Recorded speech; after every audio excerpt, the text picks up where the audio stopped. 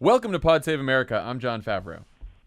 I'm Dan Pfeiffer. Later in the pod, our interview with Katie Hill, a congressional candidate running for a flippable seat right here in California. She joined Dan and Alyssa on stage at our HBO dress rehearsal in Glendale last week. We're also going to talk about how Donald Trump mocked Dr. Blasey Ford and apparently got rich by committing tax fraud. Cool president.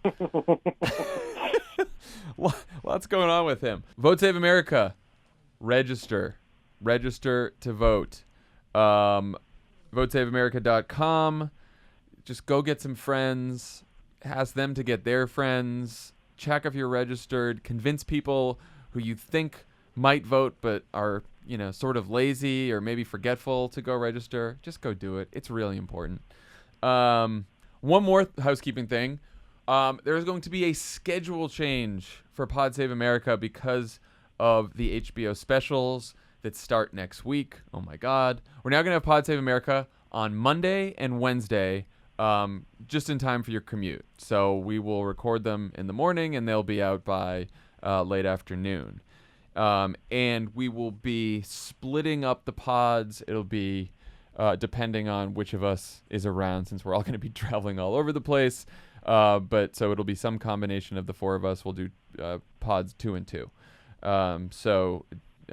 Dan, you and I will start on Monday. We will record this Monday morning, and then you'll have a pod Monday night, and then next week, Lovett and Tommy will do Wednesday morning, and that pod will be out Wednesday evening. And then on Friday, you can watch us on HBO, 11 p.m. We will be in Miami for the first of our 4 midterm specials. It'll be the 4 of us and Aaron Ryan in Miami. Very exciting. It's super weird. It's super weird. God bless HBO, who was like, we're not going to have Game of Thrones in 2018, so let's get those Pod Save America people to do it. Well, that you just raised the bar. We're not going to have any dragons on the show. No one took that seriously. Not a single human being took that seriously. We tried to get dragons, and they said no. Okay, let's get to the news. On Tuesday evening, as the FBI was in the middle of investigating allegations that Supreme Court nominee Brett Kavanaugh sexually assaulted multiple women, Donald Trump held a political rally where he openly mocked Dr. Blasey Ford and lied about the testimony she delivered to the Senate. Trump also said this week that it's a, quote, scary time for young men in America where you can be guilty of something you may not be guilty of. This is a very, very difficult time. What's happening here has much more to do than even the appointment of a Supreme Court justice. Okay, before we get into all of this, first, let's just play the clip of Trump from the rally last night, because you really got to hear it to believe it. 36 years ago, this happened. I had one beer, right? I had one beer. Well, do you think it was? Nope, it was one beer. Oh, good. How did you get home? I don't remember. How'd you get there? I don't remember. Where is the place? I don't remember. How many years ago was it? I don't know. I don't know. What neighborhood was it in? I don't know. Where's the house? I don't know. Upstairs, downstairs, where was it? I don't know. But I had one beer. That's the only thing I remember. And a man's life is in tatters. A man's life is shattered. His wife is shattered. His daughters, who are beautiful, incredible young kids. They destroy people. They want to destroy people. These are really evil people. Dan, a few weeks ago, the White House got a bunch of stories placed about how Trump was handling these allegations with remarkable restraint. What do you think changed his mind? And what was your reaction in general to that awful clip? Every part of that was awful. So my non-serious reaction is that was the worst one-act play in American history. Wait, let me try that again. That was the worst one-man play in American history. Second, this is yet another reminder that Trump is a troglodyte with the empathy of a surgical sponge. I mean, he is just a horrible human being. And to the point, how we've been doing this for 4 years, basically, since Trump started running for president. God help us.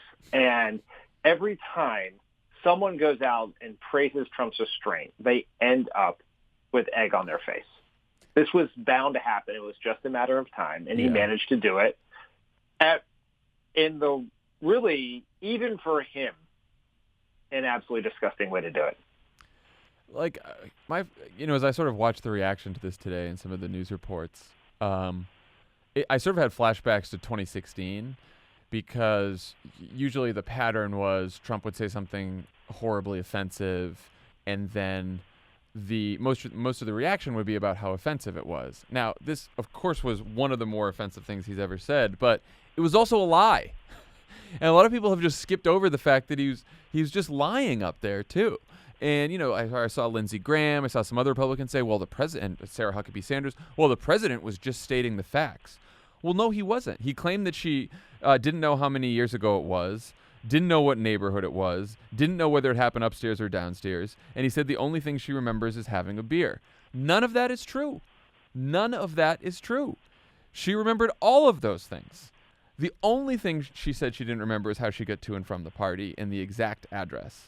Everything else she said she remembered. And when she was asked, to what degree of certainty do you believe that Brett Kavanaugh was the one who attempted to sexually assault you, she said 100%. 100%. I also, by the way, thought it was ridiculous that, just a few weeks ago, Trump said, I found her, or not last week, I guess, Trump said, I found her very credible. So I guess he doesn't find her credible anymore. I guess that just got thrown out the window. It was gross, man. It was gross. He's a terrible human being. I mean, we know that and we gloss over it. And it's also, yes, like Lindsey Graham and others today they didn't really try to defend it. Most of them said that he shouldn't have said it. But we've just come to accept as a political culture such a level of terribleness in the President of the United States that he was attacking a victim of sexual assault that he found credible 7 days ago. And today he stands up in front of a crowd, an angry partisan crowd, frothing at the mouth, and attacks her in just the most vile way possible. And when we talk about, one day Trump won't be president. Hopefully we're all still living. We haven't died in some sort of nuclear attack. And maybe Kavanaugh will be on the court, or maybe he won't. But the damage that is being done to sort of the moral fabric of this country from the fact that people see this, and a good portion of the country find it acceptable because Trump is doing it, that damage is going to be really hard to undo. I mean, this is a woman who has been getting death threats. Her family's been getting death threats. She had to move out of her home. She's been doxxed. Her email was hacked. This is someone who's had to go through quite a bit over the last couple of weeks, in addition to sitting in front of the Senate and recounting to the world the worst experience of her life. And the President of the United States is leading a crowd full of people who are just laughing about this. It is pretty gross. We should talk about the response from the Senate swing votes. Susan Collins said the president's remarks were, quote, just plain wrong. Jeff Flake said on the Today Show that they were, quote, kind of appalling, and that there's no time and place for remarks like this. Lisa Murkowski said Trump's comments were, quote, inappropriate and unacceptable. Dan, do you think this will affect their votes, or is it just, in their minds, a very unhelpful thing that they have to sort of deal with? I think they think it's an unhelpful thing. Yeah. They have to deal with. And I'm not even sure it should affect their votes. Yeah. It's sort of maybe that's an unpopular take. I mean, I want them all to vote no, and I want them to vote no for a multitude of reasons. But it doesn't seem like Trump's comments at a rally is the thing that should put them over the edge. They should it should already be there. So as we mentioned at the top, Trump's comments on Tuesday night weren't some random outburst. This is from Bloomberg News on Wednesday. Quote, Trump's attack on Ford was deliberate. White House officials said they believe they can harness the controversy to energize the president's core supporters, who regard the allegations against Kavanaugh as a Democratic plot and part of a broader cultural war against white males, in effect the inverse of the Me Too movement, to hold powerful men accountable for sexual abuses. Dan, what do you think about this? There's definitely a bit of a split trend in recent polling. On one hand, a number of polls that have come out since the testimony last week showed overall support for Kavanaugh is plummeting. It has declined among Democrats. It has declined among independents. But on the other hand, Republican support for Kavanaugh is rising. I just saw a poll today that Republican support for Kavanaugh is now greater than Republican support for Neil Gorsuch was. So apparently, if you are accused of sexual assault, and even if you believe a person is falsely accused of sexual assault, I don't quite understand why that would make you more supportive of that nominee than the nominee that was already confirmed who was not accused of sexual assault, but so be it. And the other thing we're seeing in polling is the percentage of Republicans who say they're excited to vote in the midterms is rising. And we've seen a few polls where the overall generic ballot is tightening, though that could be some noise because, polls are polls. So what do you think about all this?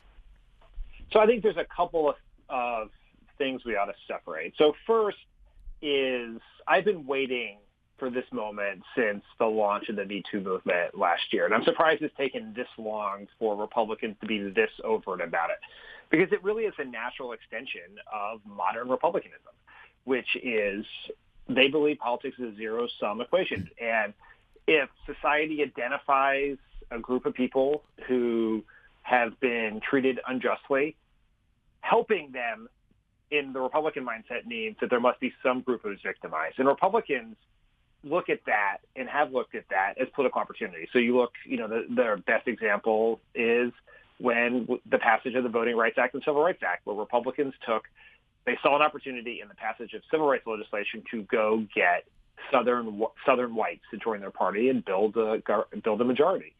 And, we've seen this with immigration, using sort of a growing, elite consensus around immigration to gin up white people. And this is, it's backlash politics, pure and simple. It is what Republicans do. And the question is this a good short-term strategy? Is it a good medium-term strategy? Is it a good long-term strategy? So I look at short-term is 18, medium-term is 20, and long-term is the longer arc of the next generation to politics. I think there is some evidence that it is a good short-term strategy. I think it is no idea whether it's a good medium-term strategy, and it is definitely a bad long-term strategy, because if you were staking your ground on white men, you have decided that you are going to put all of your forces in defend the smallest, most rapidly eroding hill in American politics. Yeah. And it is white men. It's also there's a big education split here, too. Maybe even bigger than gender. In the Quinnipiac poll, the college versus non-college number was pretty intense. 60% of college-educated white women oppose Kavanaugh. A majority of non-college educated white women support him. And of course, the numbers on men are even starker, with the non-college numbers way up. But it is. It's similar to the same divides that we saw in the 2016 election as well. It's the same sort of divides you see on issues like immigration, on issues like terrorism. That the only demographic groups that vote heavily Republican now, like you said, are men and non-college educated white men and women. And those are their groups. And so you're right, they're staking. And the funny thing is, they're not, the Republican strategy is to not propose policies that might help those demographic groups. They've long stopped doing that. They don't have an economic plan for non-college educated white men who are struggling or white women who are struggling. They don't have any of that. All they have is immigrants are going to come take your jobs, and immigrants are going to commit crime, and terrorists are going to commit crime that don't look like you because they're immigrants too, or they're foreign. Sorry, let me try that again. And terrorists are going to come and attack you, and so only Republicans can keep you safe. And now you're going to be falsely accused of sexual assault. That's the other thing. That's the new thing you have to worry about. So everything they do is around this. There is a threat. There is an existential threat to white men, and especially non-college educated white men and women, from liberals, Democrats, immigrants, feminists. This is it. It's a culture war. And they're the ones starting the culture war. And this has also been, the flames of this have been fanned. Like, this just didn't happen out of the blue during this Kavanaugh nomination. This happened because like all these right-wing radio hosts and everyone on Fox and Trump decided to go all in and tell people that, our entire society now is beset by false accusations of sexual assault, which again is not true. Yeah, it's really dangerous.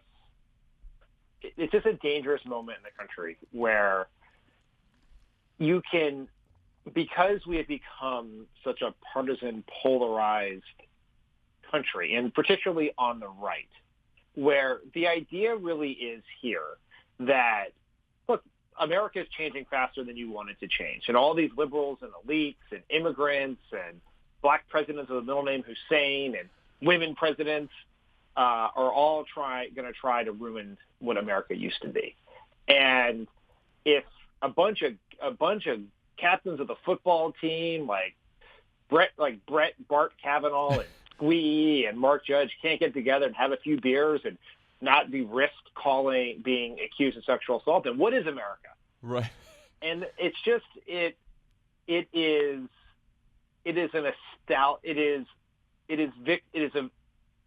victimization wrapped in nostalgia, and that is sort of the core of Trumpism. Right, and that's why they and Trump said this in his own remarks. He said, "Oh, it's bigger than the Supreme Court." Their strategy is to make this about more than Brett Kavanaugh. They don't want to focus on just Brett Kavanaugh's case. They want to say this is an attack on all white men, right? And Democrats, what we're all saying is like, no. We are just trying to find the truth in this one case that's before us right now.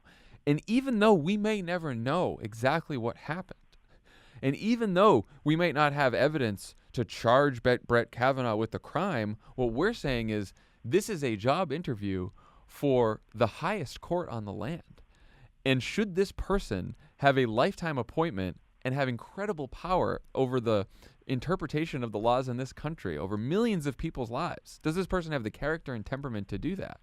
And all we're saying is you should weigh the evidence in favor of voting for him or opposing him and then make a decision. Like, we're trying to make this narrow. They're trying to make this a gigantic culture war. And that should tell you something about what their true goals are here.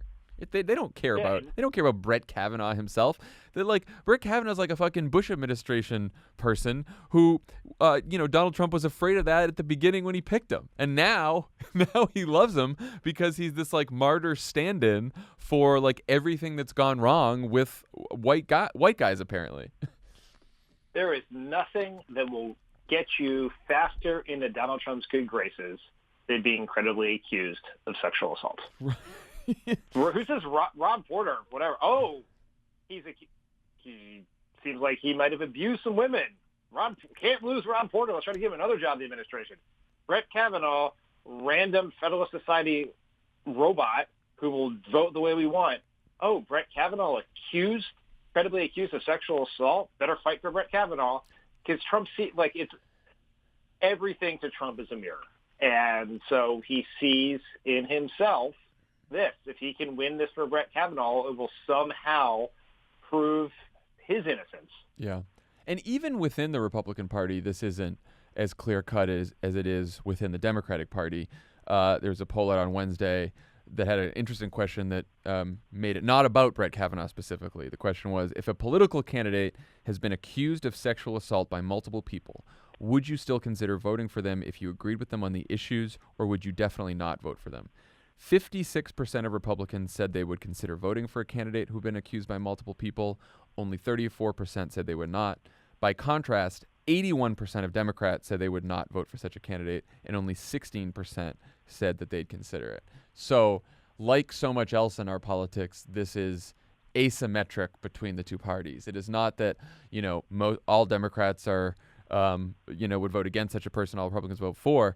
It is all Democrats are mostly on the same page. Most Democrats are on the same page. And even within the Republican Party, there's a split, partly because those numbers among Republican women are not that high. More Republican women would think twice about voting for a candidate who's been accused of sexual assault. So really, it's Republican men that are holding it up here. That poll is fucking bananas. You know why? Because I have news for all of those Republicans who told the pollster they would not vote for a candidate. They did. His name is Donald Trump. He's president. 8 in 10 of you voted for him. He is on tape bragging about sexual assault. What are you people talking about? That is a good point. That is a good. Well, look, I mean, the other thing that I've been thinking about this last week is how, just like everything else, this whole episode, like, everything goes down the memory hole and we all forget about it 5 days later. Like, I'm trying to think back to the moment where Dr. Christine Blasey Ford finished her testimony, and you turn to Fox News and Chris Wallace is there saying, her testimony is a disaster for Republicans. She was absolutely believable. And Republican strategists are texting reporters left and right, and White House officials texting reporters left and right and saying, oh man, we're screwed now. I don't think he's going to survive this nomination. That was so credible from Dr. Ford. And then here we are a week later, and it's suddenly Donald Trump's mocking her at a rally. Like, how do we get this far this fast? It is just unbelievable what people forget these days. It was 6 days ago that you and I were sitting in your office watching this on TV with Aaron. And I mean, it feels like 100 years ago. Yeah. What if anything can Democrats do about this, or should Democrats do about this? Is it possible to support survivors and women in the Me Too movement without alienating, male voters? It's certainly possible within the Democratic Party when you look at the numbers, the gender split with men and women, because men and women in who are Democrats are basically on the same page, in all these polls.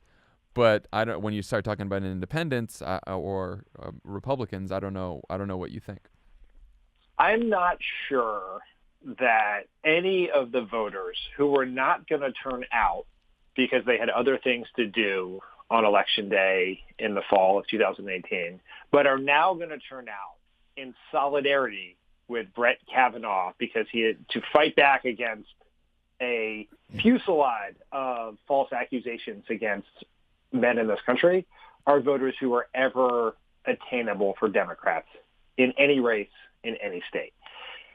And I think we just have to spend more time thinking about the things that excite our voters and less time worrying about the things that excite their voters, because we really have no control over the latter. Yeah, I was going to say the same thing. We cannot bet on depressed turnout from the Republican side. We can't bet on it. We can't do anything about it. We can't worry about it.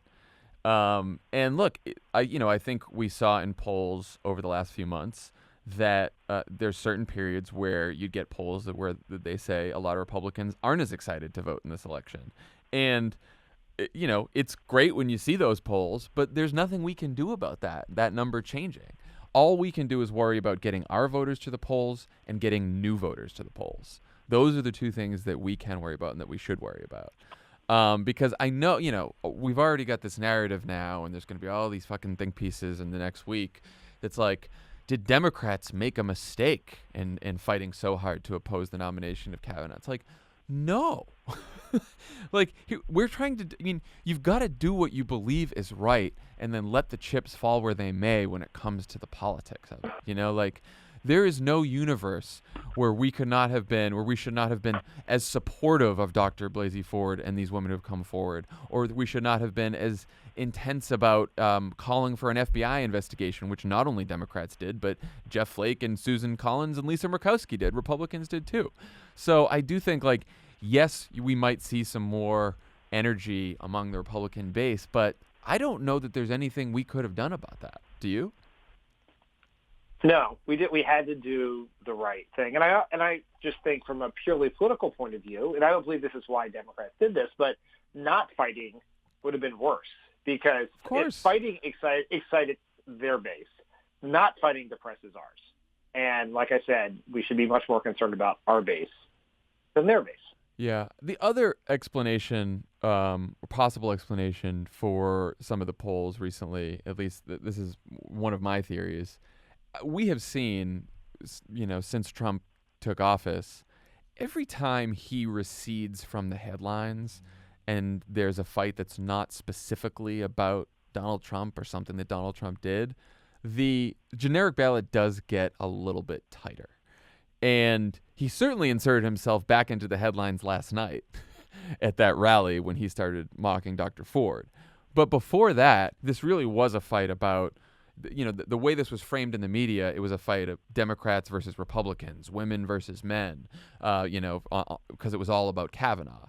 And I think sometimes when Trump sort of fades from the headlines, more Republicans come home, and you sort of get that tightening in the generic ballot. I don't know. Maybe that's crazy, but what do you think about that? I think that's very possible. And the generic ballot also gets, when the focus is on either education, when the focus is on healthcare, taxes, yeah, or the news is quiet enough in Trump-adjusted terms that Democratic candidates can go out and make the case on those issues, the generic ballot generally widens. Yeah. And when it is around something like Kavanaugh, which does unite the Republican Party, right? This is the time when we lose touch with all of our never Trumper friends, because they hung out with Brett Kavanaugh at Federalist Society gatherings. They want someone like Kavanaugh on the court. He is one of theirs. And so I'm sure this has had a rallying effect with Republicans.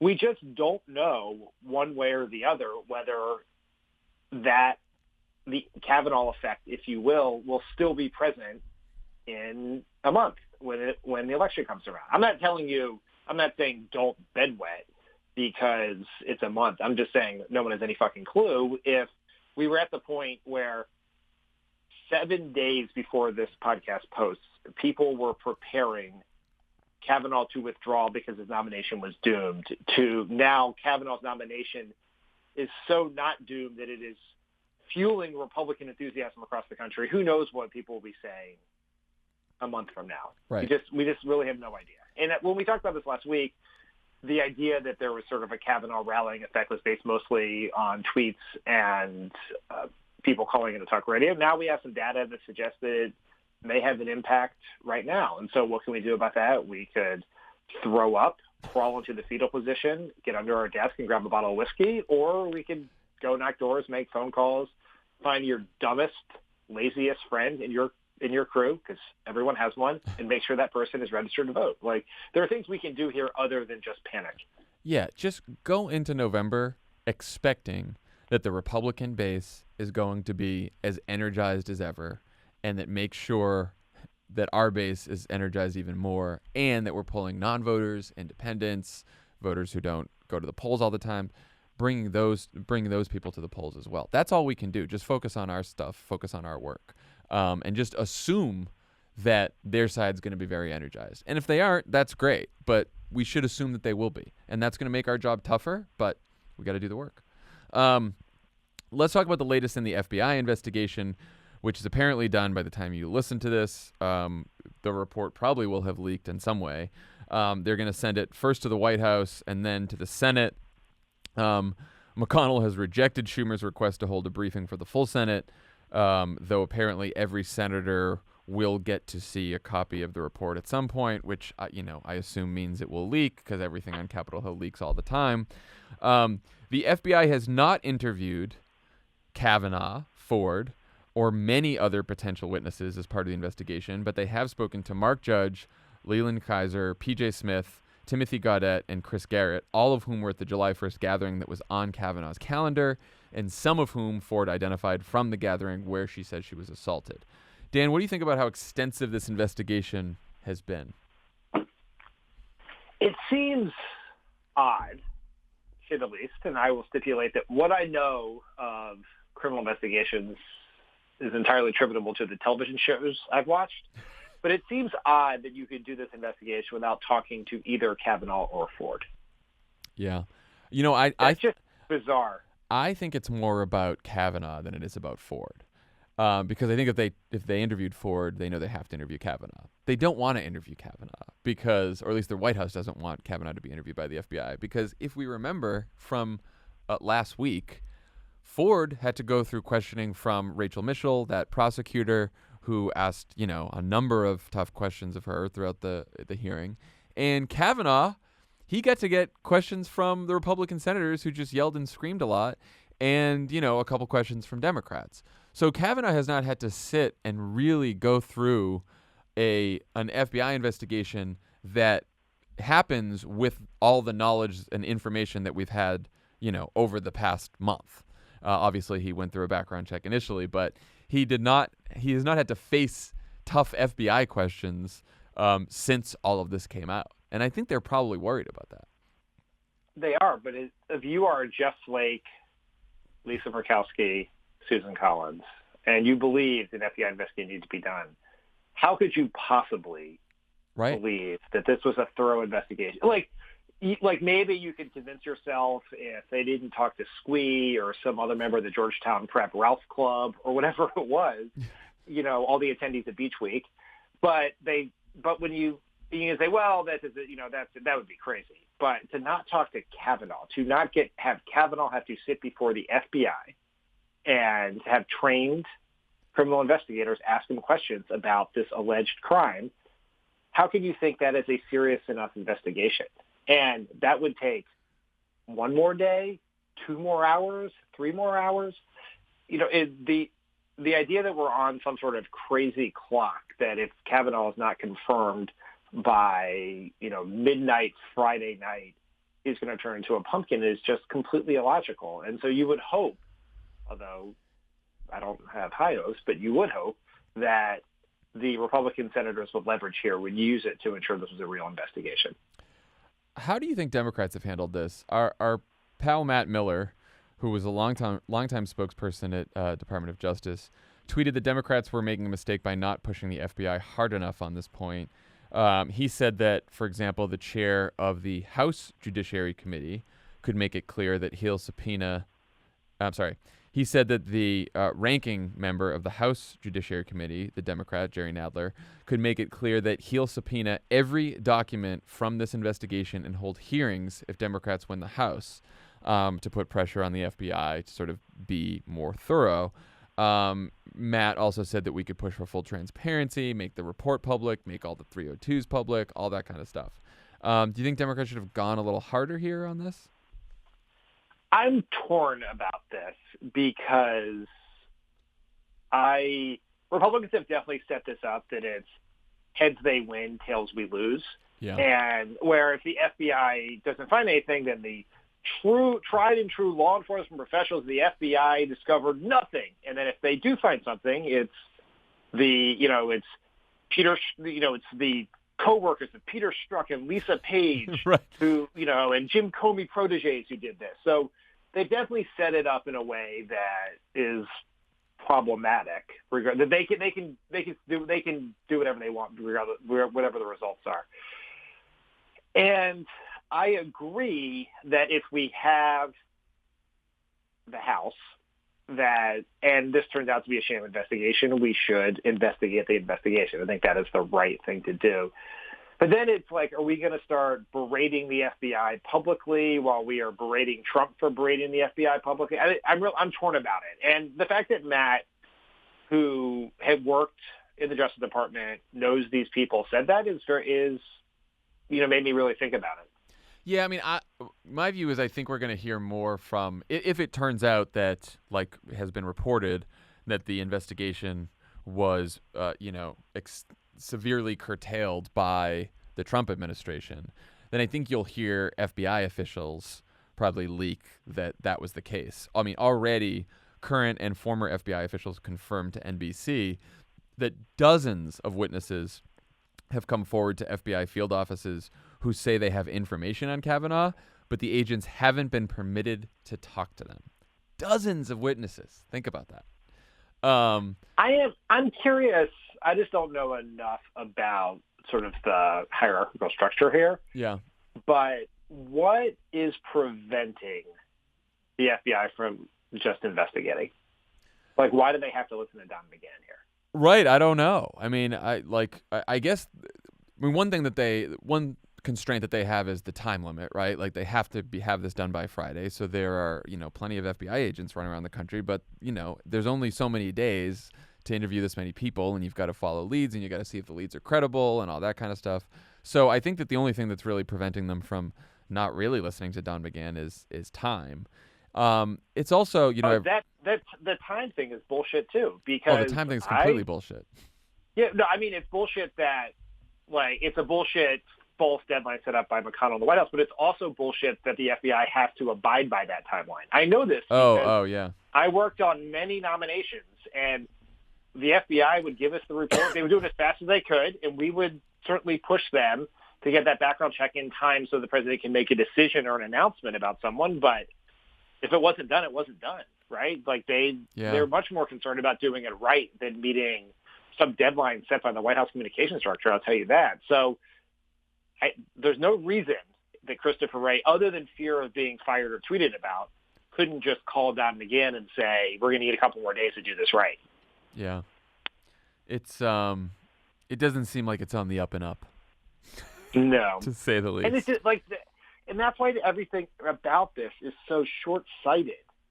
Right? They could have done this to begin with. They could have just agreed to this 3 weeks ago when these allegations came out, had it done. And if the allegations, if the report were to find nothing conclusive, that they probably could have just had this vote and just jammed it through on party lines last week. But so now they've done this investigation. They've made it the point of sort of leverage for everyone, and then they try to jam it through and do a half-assed version. And maybe, I mean, McConnell's view of politics is like the opposite of Barack Obama's. If Barack Obama's was yes, we can, McConnell's is because we can. And so maybe it's just like, we're just going to confirm them because we can, right? Just because I have the votes and I'll make people do it. And Jeff Flake can tell people he got an FBI investigation, but I don't give a shit about Jeff Flake. Yeah. And look, I mean, because they're also doing this knowing that this isn't the end of the story, even if it gets confirmed. Like, those dozens of witnesses are going to find their way to reporters. And, we have some really great reporters in this country, and they're going to find the truth.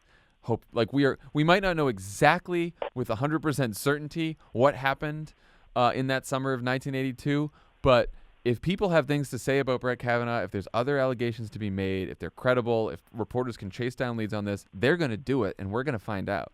And if he's on the court and more of this comes out, look, it is going to be very hard to impeach him from the court, because it's for the same reason that it's hard to impeach Donald Trump. You need 2/3 in the Senate, and we can barely get 51 Republicans to oppose Brett Kavanaugh in the first place. So I think impeachment's going to be hard, but I don't know. There could be investigations, and the truth about Brett Kavanaugh will ultimately come out.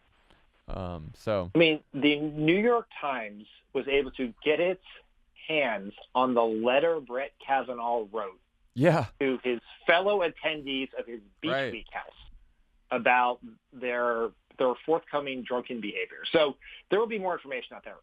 I think we have to all recognize that even if this is a real FBI investigation, a sham FBI investigation, if all the best reporters work on this, we will never know exactly what happened. There will never be proof. There will never be a smoking gun, a piece of DNA evidence that will say this is what happened. It'll just simply be in a credible account. It'll be an account from one woman and a denial from a man. And then it is incumbent upon, but this is not a court of law, where the standard is we must prove beyond a reasonable doubt that Brett Kavanaugh sexually assaulted Christine Ford, or he automatically gets elevated to the court. That's not what this is, right? As you point out, this is a job interview. And so senators have to make a decision about who is more believable, right? It is their responsibility to know beyond a shadow of a doubt that they are not putting someone guilty of sexual assault on the court. And so you have two choices. You can believe Christine Ford, as we all did, including Donald Trump, supposedly, the White House, the personalities at Fox News. This is not, just us in our liberal bubble. In our liberal bubble, we turned on Fox and we watched it, and they all said that. Or Brett Kavanaugh, who, as we know, does not tell the truth when confronted with uncomfortable facts. Now, I am not saying that these are lies that would measure up to perjury, and that there's now this debate online, like, did he perjure himself? And you got all these doesn't matter conservative legal scholars looking down their nose at us, like, no one would ever bring a perjury case on this. That's fine. point. We're not looking for a Fine. perjury charge. No, we're just looking for a Supreme Court justice who doesn't feel a need to lie about whether he threw up at Beach Week. Is that so much to ask? Give us someone who tells us the truth about Beach Week, please. Yeah. You know, I went to Beach Week. Oh God. In 1994. Yeah. My Beach Week was probably not as exciting. But. We had one at Holy Cross too. We had a Beach Week at Cape Cod. I won't talk about that. Until I'm up for a nomination at the Supreme Court, which will also never happen. If my non-law school attending ass is ever before the Supreme Court, before the Senate for a confirmation Supreme Court, I will answer most Beach Week questions. All right, let's switch to the rampant criminality of our president. The New York Times published a massive investigative story on Tuesday that Donald Trump became rich through his inheritance and various types of fraud. It's a very long story, but fortunately all the good stuff is right in the lead. Here's the quote. President Trump participated in dubious tax schemes during the 1990s, including instances of outright fraud that greatly increased the fortune he received from his parents. Apparently, reporters dug through over 100,000 pages of documents to report this story. Outstanding reporting by the New York Times. Dan, what were your takeaways here from this story? Well, John, the president is a criminal. He's already implicated in a felony, which we've all seemed to have forgotten that I guess that happened 4 years ago. It's only like last month. He's implicated in a felony by Michael Cohen, by his own lawyer implicated in a felony. And now we have this. He is a criminal, guilty of fraud, but he is also a fraud himself, because the other part of this story, which goes into great detail about the completely and patently, obviously illegal schemes that Trump went through in order to reduce his tax burden, it also shows that the story he has been telling for decades about how he lifted himself up from his bootstraps of his $1 million gift from his dad to turn himself into a billionaire is complete and total bullshit. And that he received nearly $500 million over the years from his parents in one way or another. And the thing that is fascinating about this story, in addition to all the truth in it, is, does anyone care? Like, I mean, I know. Well, look, when it's a lot of words in the New York Times, it's really tough for all of us because it's not something we can see on the TV in our faces, But it is worth talking about, like, the different parts of this story. I mean, the first thing, as you alluded to, is that his entire story about himself and how he made it has been proven to be a complete lie and a complete sham. As you said, the story is, I only received $1 million loan from my father and I did the rest. Thanks to this story, we know definitively that this is not true. By age 3, he was earning $200,000 a year in today's dollars from his father's empire. $200,000 a year at age 3. He was a millionaire by age 8. Age 8, he was a millionaire.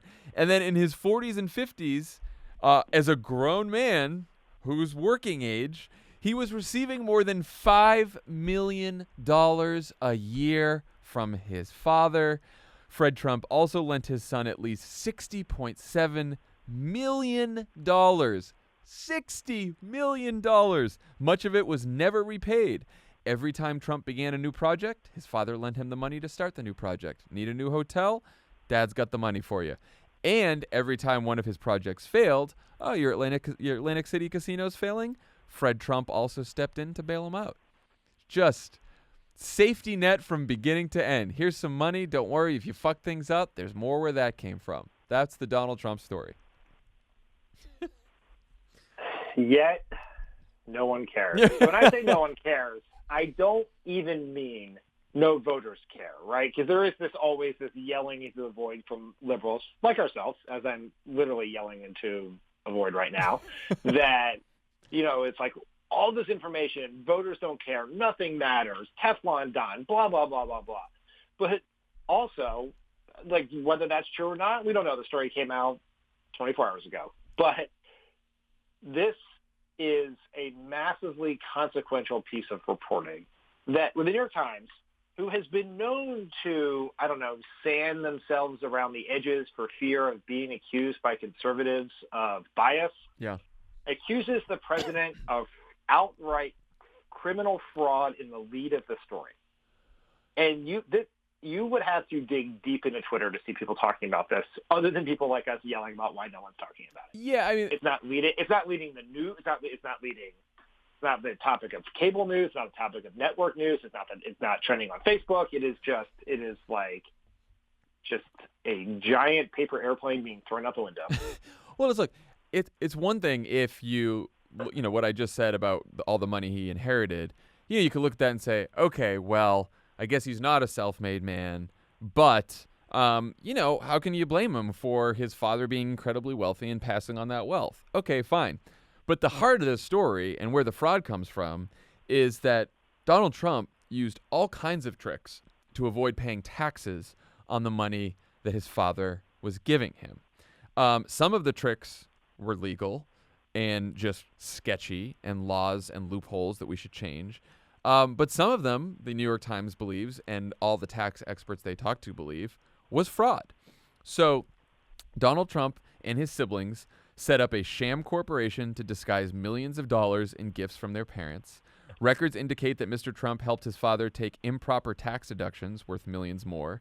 He also helped formulate a strategy to undervalue his parents' real estate holdings by hundreds of millions of dollars on his tax returns, sharply reducing the tax bill when those properties were transferred to him and his siblings. And the tax experts said that many of these strategies were illegal. Basically, the Trumps paid an estimated 5% tax rate on an inheritance that they should have paid a 55% tax rate on. That's how much money they saved. Stole, whatever you want to say. John, did Marco Rubio have a reaction to this? You know what, Dan? It's right here. I have it just for this, just in case you asked. Marco Rubio said, quote, I think it's a testament to how crazy and complicated the tax code is in general. Oh my God, the tax code is so crazy. You can just walk away with $400 million and pay 5% taxes on it. How nuts is that? Oh, the armed robbery laws are so confusing. How did people can just wander into a bank with a gun and take all the money? What are we talking about? They are laws. He broke them. He set up shell corporations to break the laws. People don't generally set up shell corporations to do legal things. Here's the part of the story that is really offensive, and I think that this is one thing that Democrats should hit on too.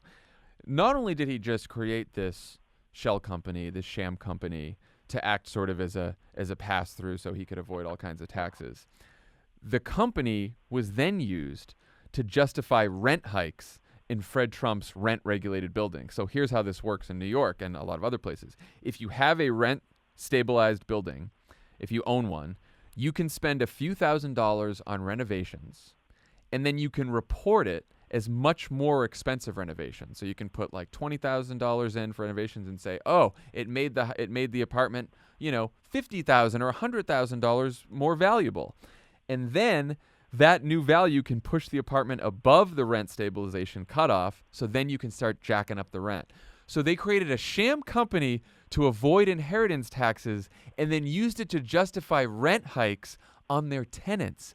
These people are fucking awful. They're so bad. I mean, the fact that the populist working class champion, President of the United States, has made himself rich through illegal means used to scrimp every penny from working class people is something that just seems like it is very obvious that we should be able to convince voters of. We have yet been able to do that, or at least have enough voters. I mean, what do you think Democrats should do about this story? I saw one of the first reactions, which fits well, from Elizabeth Warren, and she said, "Look, I have a bill where that it would force every presidential candidate to release their tax return, so we could see stuff like this, and also, we should close all these tax loopholes." Do you think that's the route here? What else do you think Democrats should do? Well, I think we have to understand that the public, and Trump supporters in particular, view Trump differently than they would other people. They have very low expectations of him. He is more like, they sort of know they elected Trump the host of Celebrity Apprentice, Yeah. a basically fictional television character, as opposed to a real human being with real morals, real values, real experience, et cetera. And so there's certain things that are not going to matter to supporters. And it's sort of priced into the baseline that he's a crook. And they seem fine with that. Weird, but they do. I think we should do a couple things. One, if the Democrats take the House, that they should immediately, when Nancy Pelosi gets that gavel, she should, in one hand, so one hand she has the gavel, in the right hand she should be signing the order for the subpoenas for Trump's tax returns. Yeah. Because that is what's going to happen. And that's very important. Second, I agree with Elizabeth Warren's bill. We should do that. Forget Donald Trump. Presidents should release their tax returns for all the obvious reasons. And it's the reason that presidents have released their tax returns voluntarily for years until we ended up with an obstinate crook as the president who has not done it. But we also know that Donald Trump's not going to sign that bill between now and 2020. Right. What I would encourage, hopefully, God willing, starting in January of 2019, there are going to be states that now have Democratic governors and Democratic legislatures. And those states should pass laws that require the release of tax returns for access to the ballot. Oh, interesting. So you want to be on the Colorado ballot, Trump, to pick a state where we might have both of those things. Every person who wants to be on that ballot, Democratic presidential nominee, and I would say anyone for federal office, must release tax returns, statewide and federal office, and do that. And if you can do that in a couple states that Trump needs to get to 270, that becomes very consequential, like Pennsylvania, for instance. And even if you can't pass it because you only have one of the two houses, get every Republican in the state legislature or the Republican governor on record opposing such a bill. I think that's like good. we should. It's not clear to me why this has not happened previously. It's not clear to me why this has not yet happened in our home state of California. I understand like Trump would just not be on the ballot here, and that won't matter to him getting 270. But Trump not being on the ballot would be very problematic for Republicans in swing districts and Republicans running for other offices if the presidential candidate's not on the ballot. So you can do a lot that would be very interesting, and even if it's states Trump doesn't care about. And look, I think the reason it's important to do that and to get these tax returns, it's not just to say, oh yeah, look, Trump made a lot of money or didn't make a lot of money or had all these schemes and cheated and committed fraud and all this kind of stuff. You sort of want to paint a picture of Trump and all of his rich friends as people who get to play by their own set of rules, because that pisses people off. That pisses off, again, like you said, it's never going to piss off the fucking Trump voters and the Republican base voters and all the Trump fans.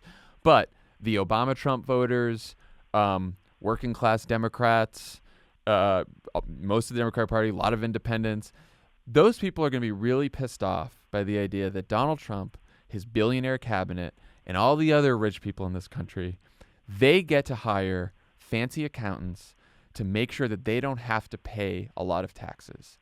And most people in this country, they can't afford the fancy accountant who's going to tell them how to, do all these tax schemes and take advantage of all these loopholes and all the shit that Donald Trump and Fred Trump did. They can't afford that shit. And they're paying a lot in taxes, and they're barely getting by. And meanwhile, Donald Trump and all his friends get to hire a fancy accountant and commit fraud and take advantage of the tax code and do whatever the hell they want because they're rich. And that's how rich people get richer in this country. They get to play by their own set of rules. And that, I think, is a very powerful message for Democrats, not just in 2018, but in 2020. Yeah. The other takeaway from this is there is an element where Trump has sort of won the media war, which is the fact that this is the New York Times, which is America's leading newspaper, the most serious paper we have with the with most best funded, most serious journalists. And this is a massive story. They have received this wasn't just through public documents. They received a giant tranche of private tax records, from some leak in the Trump family somewhere, accountants, lawyers, whatever it is. And this can be dismissed to a significant portion of the country as the liberal New York Times. And that is a world in which Trump and the right has succeeded in nullifying the power of some of our most important referees in American life. Yes, that's a bummer. But anyway, I think Democrats running in 2018, and certainly as we looked at 2020, should make this a bigger issue, because this is the kind of stuff that pisses people off, and pisses people off who are, maybe, like you said, maybe not Trump's most loyal supporters who are watching Fox News all the time, but most people in this country would look at that and say, yeah, that doesn't seem right. Crime, not good in our commander-in-chief. All right, let's talk about candidate of the day. Today we're talking about Lauren Underwood, who is the Democratic candidate for Illinois' 14th Congressional District, which covers the outer suburbs of Chicago. Underwood is a 31-year-old registered nurse and health policy expert. She was appointed by Barack Obama to serve as a senior advisor at the U.S. Department of Health and Human Services. She's running against four-time incumbent Republican Randy Holtgren. Illinois' 14th district is considered by the Cook Political Report as leaning Republican. However, in 2016, Trump only won the district by 4 percentage points. Dan, what do you think of this race? What do you think of Lauren? Appointed by Barack Obama, nurse, I'm sold. She would be the first African-American and the first woman to represent the district. Holtgren also hasn't had a challenger since 2010. So this is a classic case of what's happening all over the country in 2018, is that, in these districts where Republicans have run unopposed, the Democrats have not fielded a really strong candidate before, you have someone who is not your typical candidate in this district, first woman, first African-American, and she decided she was going to run for this race after Holtgren held a town hall meeting where he said he would vote to protect health care coverage for people with pre-existing conditions, and then turned around and supported the full repeal of the Affordable Care Act, which would gut pre-existing conditions. And because she's she's a nurse, she is also someone with a manageable heart condition, she said that she saw that town hall meeting and said, you know what, it's on, I'm running. Which is a really cool story, and that has happened to so many people all over the country who are running for office for the very first time. So it's inspiring. That is all great. Another thing that I really love about Lauren Underwood, so she's an African-American candidate, and she's running to represent an overwhelmingly white district. Mm-hmm. And in some interview somewhere, she was asked, well, you're an African-American candidate. This is a white district. Are you a good fit for the district? Are you a good fit for this race? And she said, this is my home. And the idea that I might not be a good fit is an idea I never gave a lot of consideration to. Yeah. Which is the right way to think about this. It's the right way to think about it, which is it is your home, and it is only, and that is how normal people think of things. And instead of trying to slice and dice this as some sort of amateur political consultant, she is a constituent who wants to become a congressperson so that she can make life better for the people of her home. And that is what this is supposed to be all about. Yeah. And can be about. And can be about. And if you live in the Illinois 14th, you should know that your current congressman, Randy Holtgren, votes with Trump 96.8% of the time. I mean, most of these folks have been in the 90s. 96.8 that's one of the highest ones we have.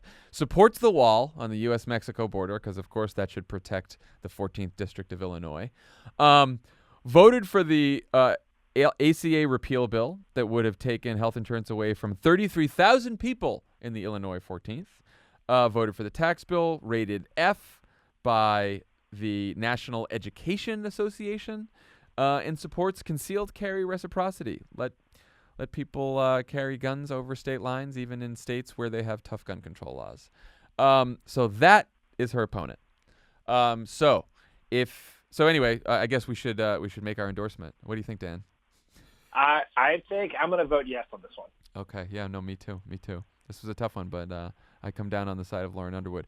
Also, it's her birthday today. If today is Thursday and you're listening to it, so happy birthday, Lauren Underwood.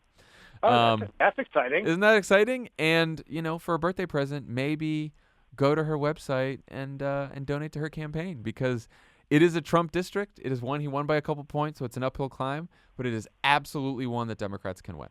Absolutely, we can win this race. So help Lauren out. She's also, if you go to votesaveamerica.com, she's also one of the candidates who sent in a video about why she's running, so check that out.